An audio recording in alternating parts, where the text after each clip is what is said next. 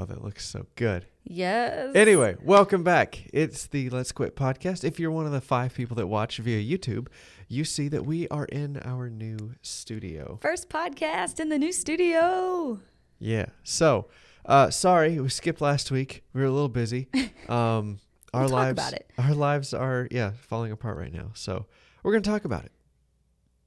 We're also going to talk about goals and stuff for 2022, and it's just going to be a good time. Yes. Welcome to the Let's Quit podcast. Quitting is not always a bad thing. If you have the right mindset, quitting can be the most powerful tool you have on your journey to success. It's certainly been helpful for us. Whether it's flying through hurricanes, building our businesses, or just trying to get to bed on time, we're always trying to level up and improve our lives. This is the show where we share the lessons, experiences, and friends that have helped us live this incredible life. So let's quit the bad and grow the good together.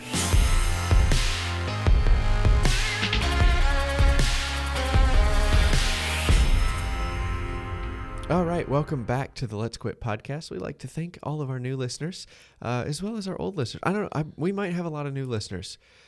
We'll get to this in a minute, but our YouTube channel has been exploding Over the last couple of weeks. Right, so I'm anticipating some other people have found the podcast also. Yeah, because we do the little podcast button that you can click at the end screen of all the videos. So, yeah. I don't know, maybe we had some new people discover the podcast, which is great. So welcome.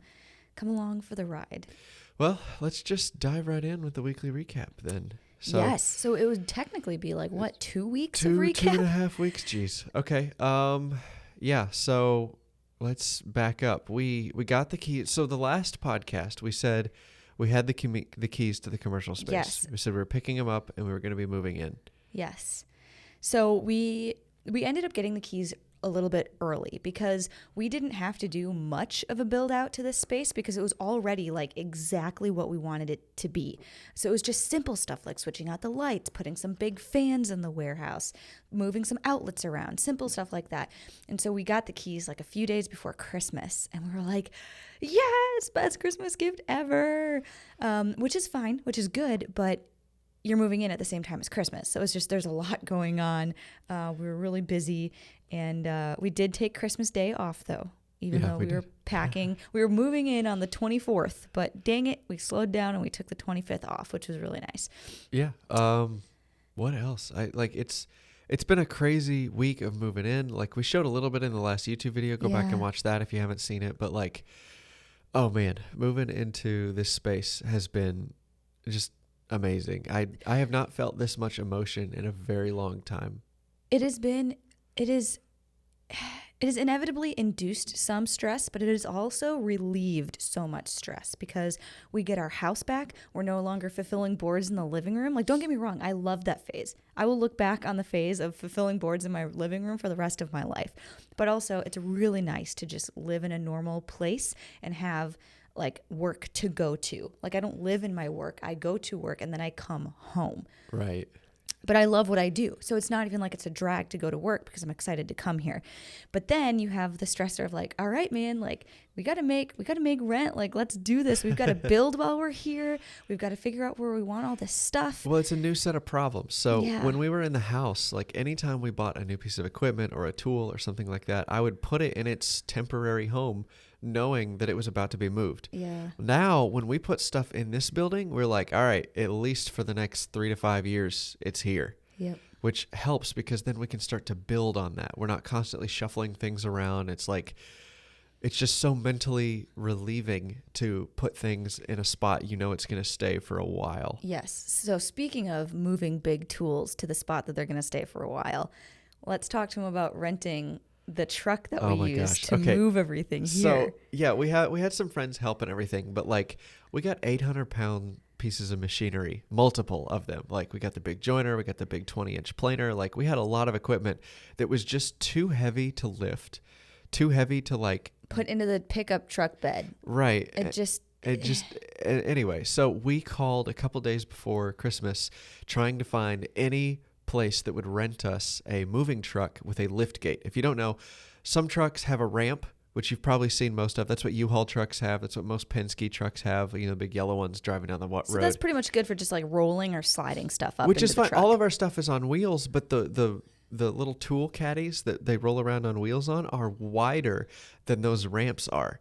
So even if we wanted to push everything up a ramp, we couldn't because the ramp wasn't wide enough. Mm-hmm. So we had to find a truck that had like an electric lift gate that raised and lowered stuff on a platform. And yeah, that was really hard to find. It was a challenge to find right before Christmas because, one, a lot of companies are like a lot of companies that are based on shipping and depend on shipping and delivering things had rented all those trucks out because they want them around Christmas time too. And what else did the girls say when we rented the truck? Why there weren't a whole lot? They have a truck shortage because everybody wants to get into shipping with all the supply chain issues and everything. Yeah. There's a lot more money to be made if you've got a truck available to ship stuff with. So all these people are going to these truck rental places trying to rent trucks that they can then start their own shipping company, which is great. Like, I love to see it. Yeah, entrepreneurial, but also like, dang it, there's no trucks. And so we were calling, we couldn't find a truck, and we're like, all right, let's just wait until like the day before we have to move everything because it was like 2 days after Christmas. And we're like, all right, we'll see how this goes. And so I just pulled up a list of like rental truck places in Houston, and I just started calling down the list. Do you have a liftgate? Do you have a liftgate? Do you have a liftgate? And then finally, like the fourth or fifth place I called, they're like, I think we have one. And she's like, what size do you want? I'm like, literally any size, as long as it has a liftgate. We didn't need a super big truck. We could make multiple trips. We just needed the liftgate on the back of the truck to raise and lower all the tools into the truck. And she goes, well, I have a 26-foot box truck with a liftgate. Guys. And I was like, okay, great. I'll take it. Do you know how big a 26-foot box truck is? It's huge. The cab is like one step below like semi-truck. It is. Like, this is the same truck cab that they use for like cement trucks or dump trucks or like the really huge garbage trucks. Like, it's that size truck with a 26-foot box. Like, driving that truck around Houston was so much fun, but it was also so scary. Terrifying. We took that thing down I-10 at 4:30 p.m. on a Tuesday. The truck was the exact width of the lane. Ugh. Like, I had almost no margin for error, but the steering wheel had a little slop in it because it was, it's an older truck that's been abused. And so, like, I don't know, the ball joints were pretty loose. It was just, I had a lot of steering play on the road, and I had Jennie telling me directions, and then I was driving the truck. And let me tell you, those trucks, they drive like a different vehicle when they have some weight in them. Yeah. When we first picked it up and she rolled up and she showed us how to use the lift gate and everything else, which we'll come back to in a minute, but like, she showed us how to use the truck. We got in it and it was bouncing us and beating us to death. It was so bouncy when it was empty. But it was empty. The suspension is made for it to have weight in it. And then when we loaded it up full of all the tool, we fit basically the entire shop in one truckload. Yeah. And man, it drove like a Cadillac down the highway. Relatively speaking. But when it has some weight in it, it drives much better. Yeah. And so anyway, we got everything slightly moved. less scary. We got everything moved in, and that was nice. But let me back up. So when we first rented the truck, we were really scared because we didn't think that they would rent that big of a truck to somebody that didn't have a commercial driver's license. Right. And so I made sure to, make sure that when Jennie found a truck that they knew that we didn't have a CDL. And they were totally cool with it. It was a residential thing. And like, we told them it was for residential purposes because it was going to the house. Right. I mean, it fit my definition of residential. It was residential. It was going to a residential area for pickup.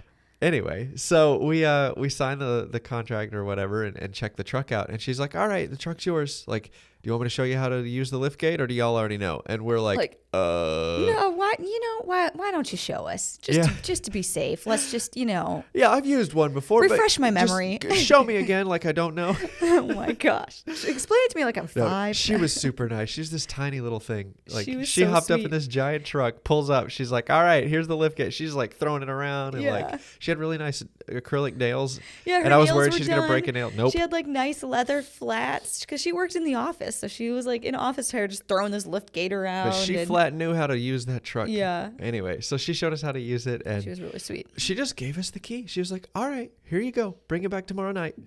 And we're like, what? Like, there's no training. There's no driving test. Nope, nothing. I can't believe we were allowed to do that. I mean, I'm thankful. It was exactly what we needed, but I cannot believe we could just drive that off the lot that day. It was crazy. It is insane to me. You want to talk about, this is for another podcast, but like, you want to talk about acceptable levels of risk. Like, we're allowed to do that. Yeah. But yet you got to have 40 hours with instruction to like fly an airplane. Like that does not make sense to me. Like flying an airplane is 100 times easier than driving that truck on the interstate. And safer because you're not going to, there's no trucks right next to you that you're going to ram into. One requires a license, one requires just a credit card. Like Ugh. blows my Nutty. mind. Yeah. Like all these guys, and I don't want to get too far down this rabbit hole, but like all these guys that like complain about like wearing safety glasses with cutting plywood on the table saw, like, yeah, I get it. There's a small risk there that something could go into your eye, and that would be horribly wrong. But also there's a much bigger risk of you driving to and from Home Depot than there is, kickback or whatever on the table saw. People don't realize how dangerous driving really is. Right. My favorite, like, when somebody tells us to put safety glasses on, I'm like, do you make your wife wear safety glasses when she's frying chicken over the stove? Because I've had hot oil go into my eye a lot more than I've had, like, kickback on the table saw. I've had bacon grease incidents way more often right. than But I've nobody's grandmother wears safety glasses in the kitchen. It's just people are silly. Anyway, I'm hopping out of this rabbit hole because I'm going to get too hopping angry. out of the rabbit hole, stepping down off the soapbox. Yeah. Safety is a personal choice, and where you draw the line for acceptable level of risk is different for everybody. So subjective. that's all I'll say about that. Anyways, so that truck was, a big adventure, but that liftgate was so nice. We So we had literally everything on wheels. We loaded the entire shop full of tools. I'm talking our big tools. I had nothing disconnected. So all the dust collection was still set up. Like everything was still plugged into the wall. Like I had not done any prep work in the garage to prepare for this move. And we packed every large tool into that truck in less than an hour. Yeah, we're talking joiner. We're talking the big planer. And we got a nasty drive. drive. I know we haven't showed you the house for good reason. Like we don't want people knowing where we live, but like right. our driveway is trash. Like the cracks everywhere. It's uneven. You it's get that down to the pebbly curb concrete. and it's in the older neighborhoods, you walk down the sidewalk and stuff. It's like that pebbly concrete or whatever. Like I don't know why that's in our neighborhood, but that's what everybody's sidewalk and driveway is made out of. Is that really rough pebbly concrete? Right. And so there's a definite like height difference between the driveway and the street, and it's all cracked off, and it's basically like a 1.5 inch ledge. Right. At the bottom of our driveway. A lot of the tools, like even though they were on wheels, they were high centering on those cracks. Yeah. And anyway, it was a fun time, but we had the whole truck loaded in an hour. And then as soon as we hit the up button on that lift gate, everything with the tools was smooth sailing. Yep. Like, cause the truck bed was very smooth. The lift gate was very smooth. When we got here to this new place, the concrete, oh my gosh, the concrete is polished and smooth. I think I have a clip. I might put it in this next video of like me just like gawking over the floor and the concrete just because it's so smooth and so polished. The tools literally glide. I feel like I'm pushing them on ice. Yeah. That's how smooth these tools now roll. And I don't know. It just showed me how much I was fighting with them in the garage. Right. We don't have to. In the garage, we had to like shim every tool. Every tool had its own individual custom shim that we had to build it just so it would stay level on that terrible floor. Which, it's not the floor's fault. It wasn't built to be a wood shop. We were turning it into something it was never created to be. And we're very thankful for it. But, oh my gosh, now the tools can operate how we pay for them to operate. Right. So yeah, the shop was cool. The truck was neat. That was fun to rent. Oh, what an adventure. That was great. But yeah, let's talk about the space. Like, yeah, we can go a little further in depth. Yeah. About so hopefully you've space. watched the video, because then that we gave you a little tour at the end of that video. So if you want a visual to go along with what we're talking about, I'm sure definitely go watch seen that. it. Okay, good. But yeah, the studio has been working out fantastic. We got our little LED, our little light back there, neon Jennie sign. and Davis. Yeah. Yeah, not LED, neon sign. That looks Well, it's really LEDs. cool. Whatever, I don't It's know. What the LEDs technical meant to term look is. like neon. Yeah. Because neon is like toxic and Fake expensive neon. and hard to maintain. Yes. So, but we have this little wall in the background. Yeah, I cut out strips of walnut plywood, Because it's what we had on hand. nobody complained because I didn't tell them it was walnut plywood. Yeah. But had I told them it was walnut plywood, everybody would have lost their I minds. can't believe you're wasting money. We just happened to have walnut plywood. I don't know the next time we're going to use or need walnut plywood. It's not in the next 2 projects from now. I'm pretty sure we're done with plywood. Yeah, I don't Like as a business, I think we're done playing with plywood. Yeah. I think everything's gonna be solid wood from here on out. I don't know. I might come back on that later, but Anyways, it wouldn't break our hearts if we never had to use plywood ever again. But doesn't this look good? Like we're not even done unpacking and hanging stuff on Yeah. the walls, and like I don't know. I just love this space. It's so nice to compartmentalize like where we work now. Yes, because I will say this. The offices are split, so we have two sides of the businesses, like we showed you guys in the YouTube video. We've got the Jennie and Davis side, and then we've got the Samara side. And it is kind of annoying to walk in a U shape to get all the way to the back office of Samara, but it's also really nice because you feel like you are leaving the Jennie and Davis side of the house and quite literally walking a fairly long distance to get to Samara. And especially, it's like mindset shift, area shift. It's just two different spots. And if you're very scatterbrained people like Jennie and I are, we're very easily distracted. That is me. And so having the physical space to walk into and like only doing things for that business in that room really helps us stay on track without getting distracted. Because what was frustrating is like I had all my like Post-its and my notes and my like, because every time I make a sales call, I take notes, down on paper. I'm prepared to write things down. And then I transfer it into a spreadsheet that I have. You had notes scribbled on the miter saw station. I do. I have people's email addresses because if I made a sales call and I happened to be in the shop, I had to write it down somewhere. So I just grabbed a pencil and wrote down the email on there. This is how scatterbrained we normally are. Right. When left to our own devices. But now we have separate places for everything. And it's just so much easier. I think we're going to be, I said this before and I'll say it again. I think we're going to be so much more productive in this place. Even though we're spending fewer hours on the business as a whole throughout the week, I think we're going to produce much more. Right. Just because everything's more organized. Yeah. Like even doing this podcast, like when we did the podcast at home, I was like, all right, like we're going to do the podcast. And we'd end up doing the podcast at 8 a.m. on a Sunday sometimes. And we do it 3 p.m. on a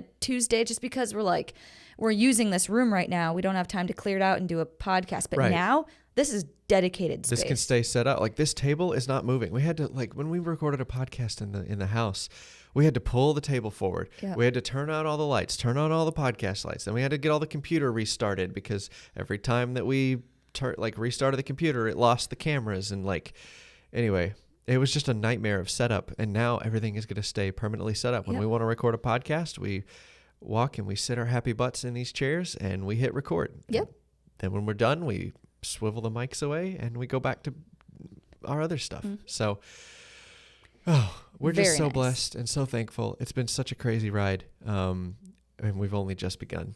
Also, this is not like a big, massive, exciting story or anything, but when we got Wi-Fi put in here, we had to wait a little while because it was the holidays. Like, I don't have a technician to send out on January 1st. I was like, okay, I understand that.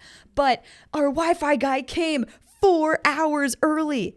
That never happens. When do people from cable companies or TV companies ever show up early? This was amazing. He's like, oh yeah, I just wanted to finish my route by the end of the day today, so I figured I'd stop by early. We're like, it's just those little things like that. It's such a little blessing. We're like, thank you, because we've had no Wi-Fi for the last 4 days.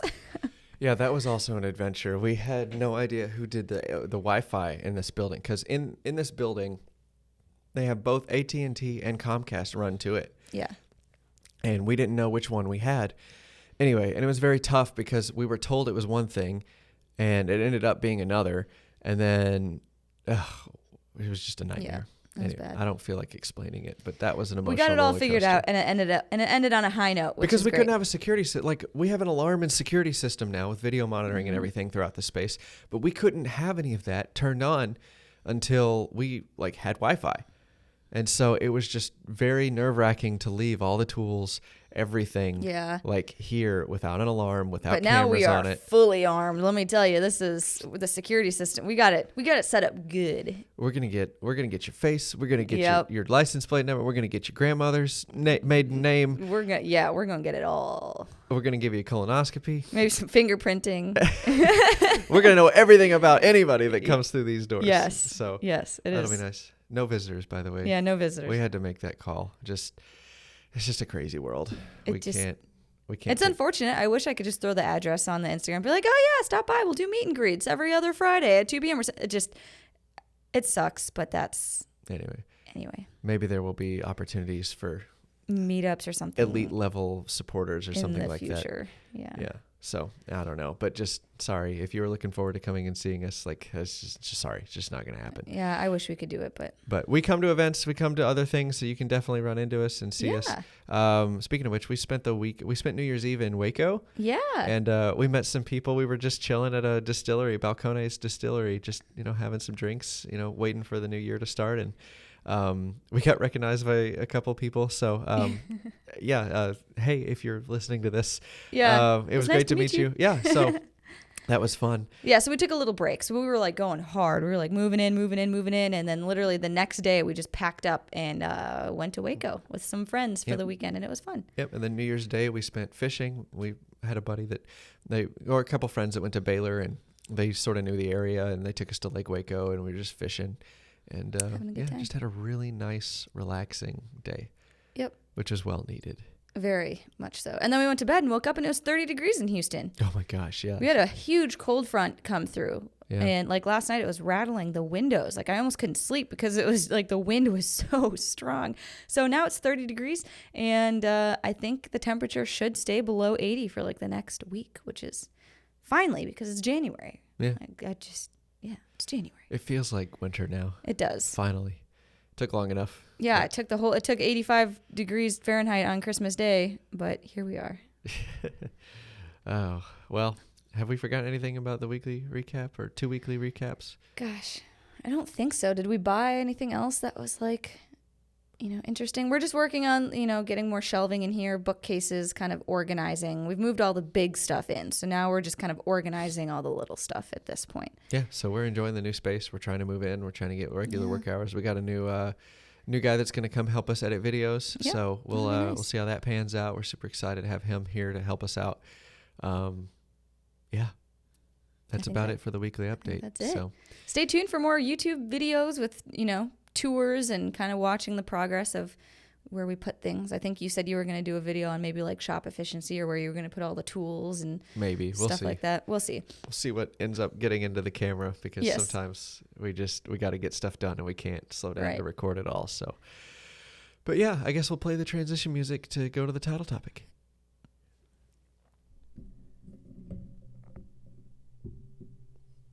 All right. Well, we don't really have a script or notes today. We're trying to get a podcast out. So one thing we did want to talk about is goals. Very big picture. We're not going to go super deep down the rabbit hole. But like, I just wanted to talk about the difference between someone who makes goals and someone who doesn't.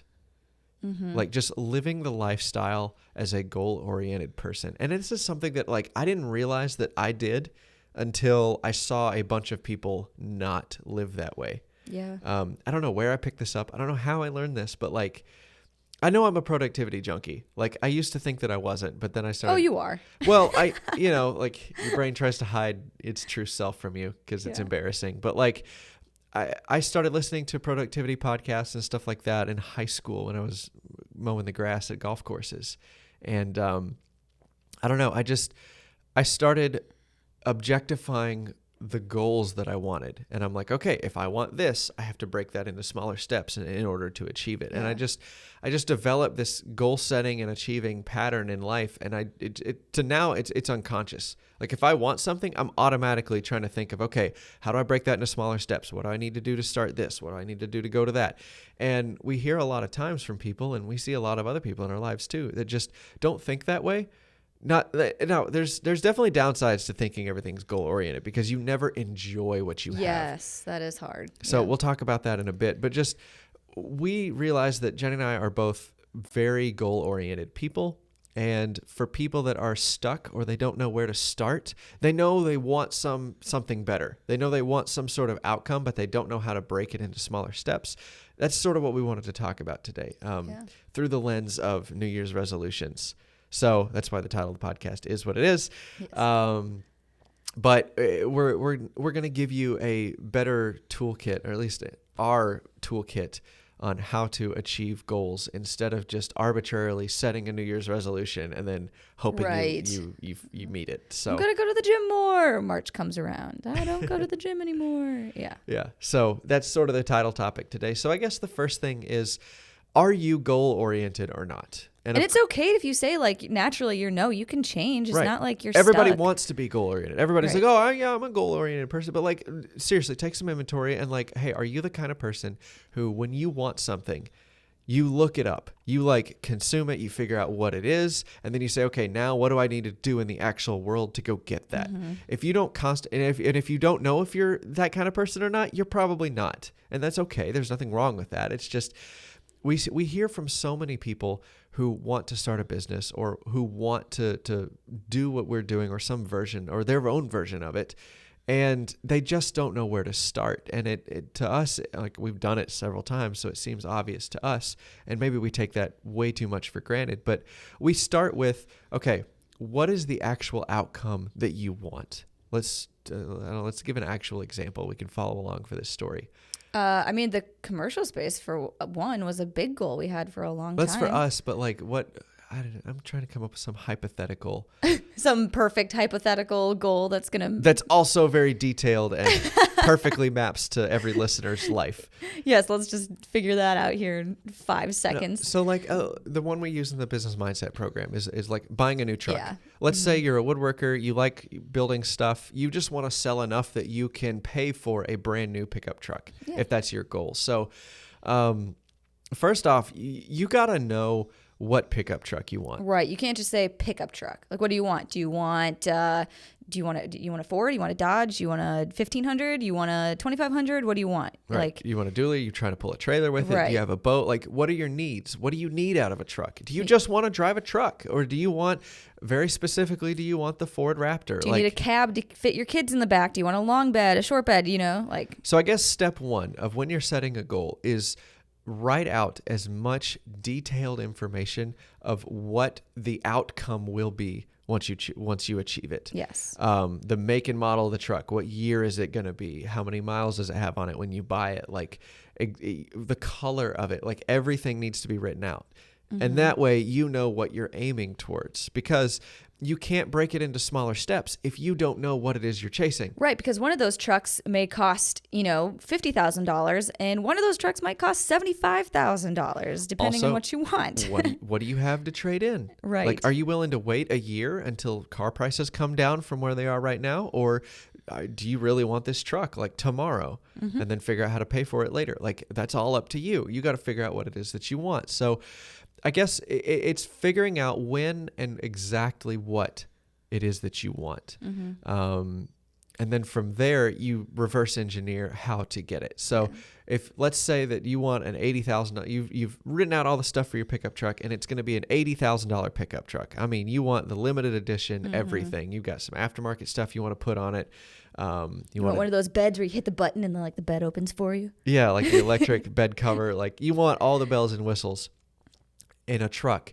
So you know that it's going to be $80,000. Well, okay, next step is am I going to pay cash for it, or am I going to take a loan? Yeah. I would say most of us are trying to take a loan out, and we just want our business cash flow to cover the rent, right? The either the lease or the ownership payment, like the loan payments on that truck. So you got to go into an online calculator and break it up and say, okay, well, that's going to cost me around $800 a month on a 60-month loan, to get this pickup truck. And you say, okay, well, now what was the number I just said? 800. So 800 you need 800 a month. That means you need 800 a month in profits, right? Yep. So now you have a goal to work towards. Like, okay, whatever I do in my garage, I have to sell enough that I'm making $800 a month in profit. Mm-hmm. Then you're going to go to Jennie and Davis YouTube channel, and you're going to watch our pricing video, which has been exploding the last couple of weeks out of nowhere. And you're going to learn how to price your work in order to get the profit that you need. And then you break it down. You're like, okay, well, if I like to sell pens or turn bowls, how many pens do I need to sell a month? How many bowls do I need to sell a month to make $800 profit? And then you start to engineer a system of, okay, where am I going to sell that many bowls? How am I going to make it? Can I get that much wood every month? Like, how is this sustainable? Yeah, how am I going to market in such a way that I'm going to sell that many per month? And you have to approach this, the breaking it down step by step. You can't get overwhelmed with how much work there is to do. You have to tell yourself, obviously, I'm going to achieve it. Obviously, we're going to figure this out. Mm-hmm. Obviously, I'm going to get the truck. Now, what do I need to do to make it happen? You got to be like a little bit delusionally optimistic on how to achieve the things that you want in order for it to work. Because if you're stuck in a rut of, well, I can't do that, or who's going to buy 200 pens a month? Like, if you're stuck in those kinds of like self-defeating thoughts. Yeah, it's almost like it can't be who's going to buy that many pens a month? It has to be all right, cool. Who's going to buy that many pens a month? Let me go find out. Right, because you might find some okay, so in Portland, I know we just like threw out pens, but like in Portland, we saw a whole store that sold nothing but like handmade pens, paper, like handmade paper. There are people out there who spend their time making paper by hand in 5-gallon buckets, and they squeeze out all the water and they make this and they nice, put like flowers and stuff in it and all sorts of really nice stationery. And they sell that paper in that store. So like you might sell 200 pens a month to a store like that. But you like if you're already telling yourself it can't happen, you're never going to look for a store like that. Yeah. So when we said we wanted to sell, I don't know, what, 200 boards a month or something like that, it's like, who in the world needs 200 cutting boards? Well, if you're selling them to realtors in Houston, Texas, they need a lot of cutting boards. You know what I mean? Like there are people who need a lot of what you have. Right. So I guess you just have to be delusionally optimistic. You can't, it's like a game. You have to treat it like a game. Before you say this can or can't be done, you have to think it all the way through. And then you try it a few times before you finally give up on it. And sooner or later, you're going to pivot and tweak your idea enough until it is something that works. Yep. And that's the joke, is that like it never happens the way that you think it will. But eventually, you'll make a few tiny tweaks here and there until it happens the way that it will happen. Yeah. And then you get what you want. So anyway, I say all that to say, and that was a big, long rabbit hole discussion on goal setting. Like step number 1, you have got to set a very clear, achievable goal. You got to know exactly what it is that you're looking for. Get specific, and then reverse engineer. Okay, how much money is that going to cost? How much money do I need to make? Okay, how do I price my work? How do I sell that many pens? And you just break it down into smaller steps. And you start out by eating the elephant one bite at a time. You do not try to sell 200 pens your first month. That's ridiculous. You can't do it. Because then, oh my gosh, when you don't reach that first month, if you've been banking on it, you're going to be crushed. You're like, ugh. And then you're back to, square one of like, can I even do this? Do I even want a truck? Right. So, right. Exactly. So you step backwards and you say, okay, I can't sell 200 pens this first month, but I can sell 20. I'm going to do everything I can to sell 20. And then you're going to go out there and you're going to sell 50. And you're going to be blown away. Like, wow, my first month, I sold 50 pens. I can't believe I sold 50 pens or 50 bowls or whatever it is that you make. And then you're like, okay, that's a lot of work to make those many pens. How can I make pens faster? How can I, like not cut corners, but like how can I optimize efficiency to turn out more pens in less time so I can spend more time selling, less time making? That's when you join the stud stack and you get on board with, how to actually grow your business instead of just telling yourself, yeah, I'm going to try harder and do it on my own. Like, no, you need help. You need friends. You need help. You need people saying like, hey, you're spending a lot of time doing this. Like, stop that. Right. You need outside perspective because you really like sanding for some twisted reason. You're like Jennie and you love sanding. You're going to spend more time sanding than you should. We were talking in the stud stack the other day. It's like people were spending hours like sanding up through the grits. And it's like, you can skip every other grit. Like nobody is going to be holding this cutting board up to the light at an angle trying to see the swirl marks. Right. So are you selling it to a woodworker? Well, no. Okay. Nobody's going to notice. Right. Like they're not going to want to pay. Like even if you pointed it out to them and showed them, oh yeah, this board has swirls and this one doesn't. Would you pay an extra $50 in that? Because that's how much labor it takes me to get all the swirls out. They're like, heck no. No. Just give me my cutting board. I didn't even know there were swirls in it until you pointed them out. Now I'm mad. So now I'm mad and I'm like losing money. So like, but it is crazy to see some of the guys and girls in the stud stack, though, the things we get excited about. Like somebody will make a post and be like, guys, you're never going to believe this. Guess what? But I just found this new method of sanding or whatever. And I saved 20 minutes per board. And everybody's on there like, yeah, that's amazing. Congratulations. It's, it sounds so dumb to get excited over stuff like that, but it's such a big deal. Right. Now, I don't want to get too specific. This goal setting and measurable success like formula works with everything. I know we've been using woodworking analogies and stuff like that, but it literally works. You hate your job. You want a different job and a different career path. Okay. Exactly what job do you want? What company do you want to work for? Okay. Who has that job? Talk to them. Find out as much as you can about that job and then reverse engineer it. Figure out how they got there. Figure out who does the hiring. Figure out how you can be friends with the person who does the hiring for that company. Right. Who do they know? Do you have any connections? In your current job, how can you add value to the person who hires that in that position? So you can come in from a completely different industry and say, yo, I'm going to solve your problem here, here, and here, and then leverage that to get a job working for them. It happens all the time. So you can just break it down into steps, and before you know it, you've got the job that you wanted all along. So this little formula of like nailing down exactly what you want and breaking it into smaller steps is exactly what works in every other industry. Yep. And then all you got to do is just keep putting one step in front of the other. It's like, so when we started setting our goals of like business and stuff, so we're talking like the pickle goals. Mm-hmm. Like one of them is we want to buy a P-51 Mustang, like from World War II, one of those airplanes. Like it's been my favorite airplane ever since I got a tattoo of it on my arm. Like that's one of our goals is to buy that. I don't have the first clue how I'm going to do that.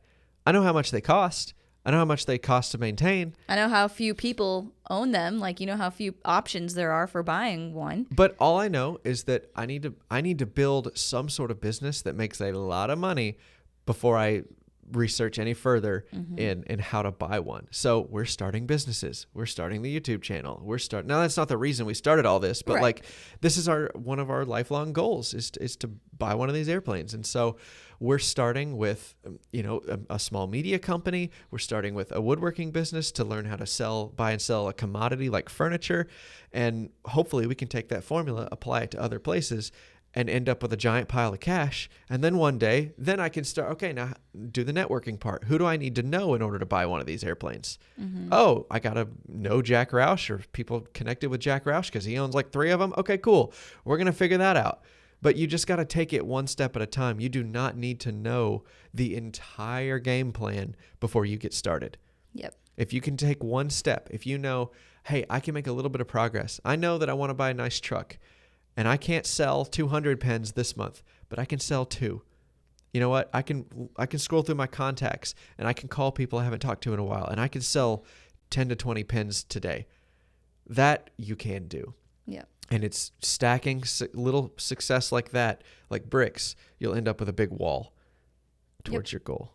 I don't know why a truck turned into a wall for the goal. I like to use metaphors, and sometimes they all converge. Or they don't. And I just end up confusing more people than I help. So, but anyway, that's what you get in a podcast. Yeah, that's our plan. That's how we set goals and how we try to accomplish them. So So through the lens of a New Year's resolution, talk about what most people do with a New Year's resolution. I mean, I think people build it up too much. I think that's what happens. People are like, okay, it is January 2022. I have to set a new resolution. I cannot set a new one in February because that is not the new year. And it's got to be something big because I only get to set resolutions one time a year.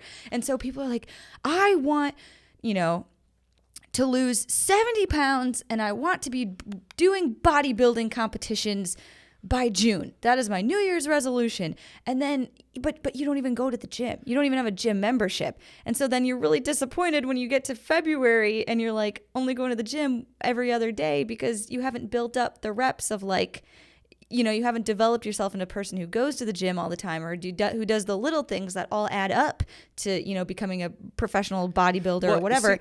And then you want to drop it. In my experience, people don't get that specific about their New Year's resolution. Yeah, that's probably a little specific too. The vision in their head is that they're a bodybuilder. Like, oh, that'd be nice one day.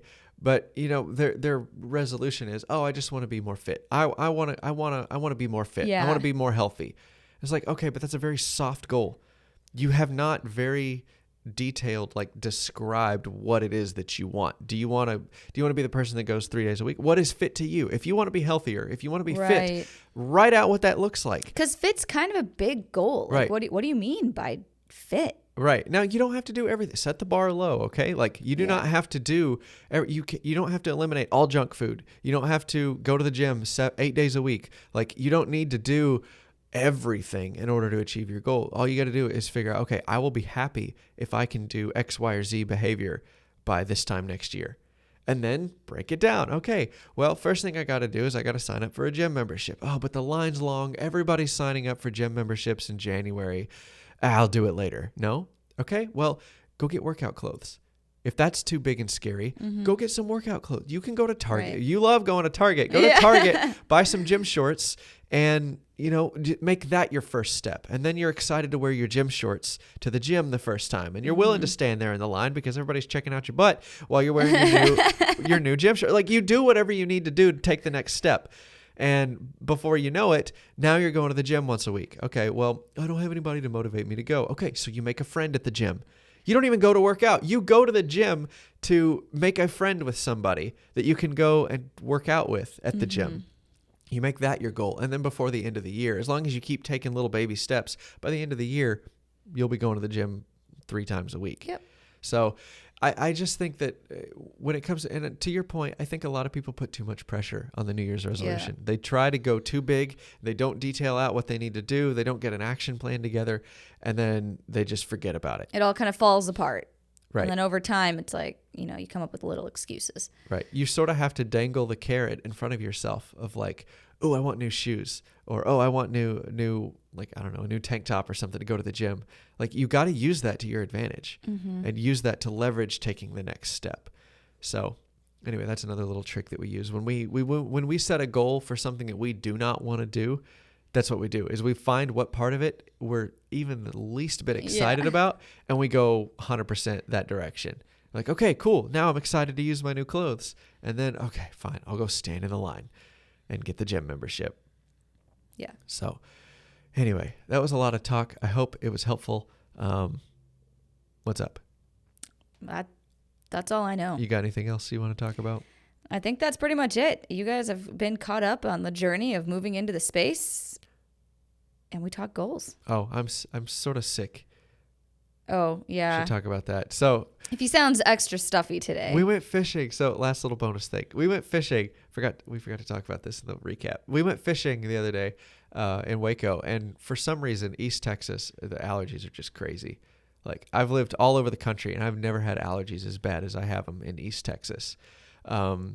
We got out of the truck and started walking to the lake, and I instantly started sneezing my head off, like every 5 seconds. Yeah. My nose was running. Oh, it was terrible. So I'm recovering today. Yeah, I don't know what was out there. There was something to set you off. I don't know, something. But yeah, anyways, I'm not feeling so hot today. That's okay. It's not COVID, so we're good to go. It's definitely not COVID. No, it's just the sniffles. Yep. So, all right. Well, thanks for hanging out with us. We're really tired. We got some more work to do, but thanks for hanging out with us. And sorry we skipped a podcast last week. Sorry. But it was for good reason. Yeah. If you have enjoyed the show, or you've enjoyed the show for a while, we would love a review on the podcast app of your choice. That's the best way to help us out. You can also share the show. We don't really push the show very hard, so if you could do your part and share the show with a friend, that would help to grow it. Yeah. Anything helps. You can also head over to patreon.com/jennieanddavis and find the tier of support that works for you. If you want to buy us lunch or a coffee just to say thank you, we'd really appreciate that. Yeah. Anything else? I think that's it. I'm going to go take a nap and a Benadryl. Have a good beginning to January of 2022. Happy New Year, guys.